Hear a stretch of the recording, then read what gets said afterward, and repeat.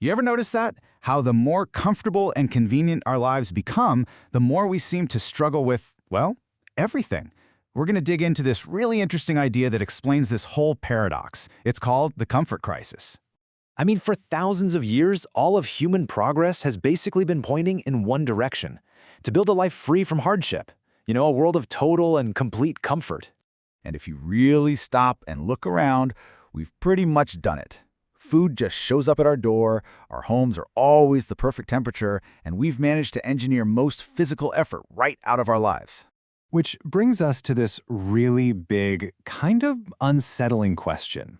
If we have basically everything humanity has ever wanted, why are so many of us just so miserable? Yeah, because the numbers, they don't lie. We are living in the most comfortable, easy period in all of human history, and yet we are also the most anxious and depressed generation ever recorded. So what is going on here? Well, the root of the whole problem, it seems, is this deep conflict. It's a massive collision between our ancient brains and the supermodern world we've created. It's what scientists call a biological mismatch. Think about it like this. The hardware that's running inside your skull right now is ancient. It was designed and forged in a world of scarcity, of daily life-or-death battles. It's not built for the world we actually live in today. Take our brain's reward system, for example. For almost all of history, that feel-good chemical, dopamine, was your brain's reward for real effort that helped you survive. And today, we get that exact same chemical rush from just a simple scroll on our phone or a tap on an app.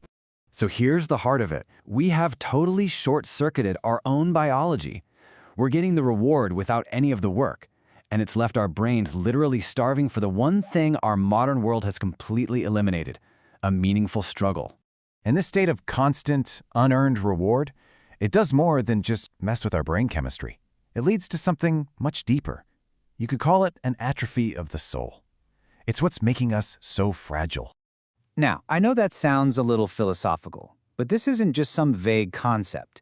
There's a really powerful biological principle that explains exactly why a life with no challenges actually makes us weaker.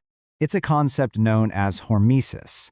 The easiest way to think about it is like a vaccine for your entire body and mind. The idea is that a small, controlled dose of a stressor doesn't just not hurt you, it actually forces your entire system to get stronger and more resilient. I mean, think about a muscle. What happens to a muscle that never faces any resistance? It doesn't just stay the same, right? It gets weaker. It atrophies. It wastes away. Well, it turns out our psychological and emotional resilience, our spirit, if you will, it works the exact same way. It needs tension. It has to have resistance to grow. So in our big quest to eliminate every possible friction point, to avoid anything and everything that feels hard, we haven't found some kind of perfect tranquility. No, we've just manufactured our own fragility. So, if you've ever had a tiny inconvenience just completely ruin your day and you wonder what's wrong with you, it's probably not because you're losing your mind. It's because you've lost your psychological calluses. And this fragility that we've accidentally created for ourselves, it comes with a devastating cost. It doesn't just make us feel bad day to day. It silently kills our potential. It crushes our dreams and our ambitions. You see all this talk about trends like quiet quitting or the Great Resignation. We talk about them like they're just issues with the job market. But what if they're actually symptoms of something way deeper? A crisis of purpose that's being fueled by all this comfort?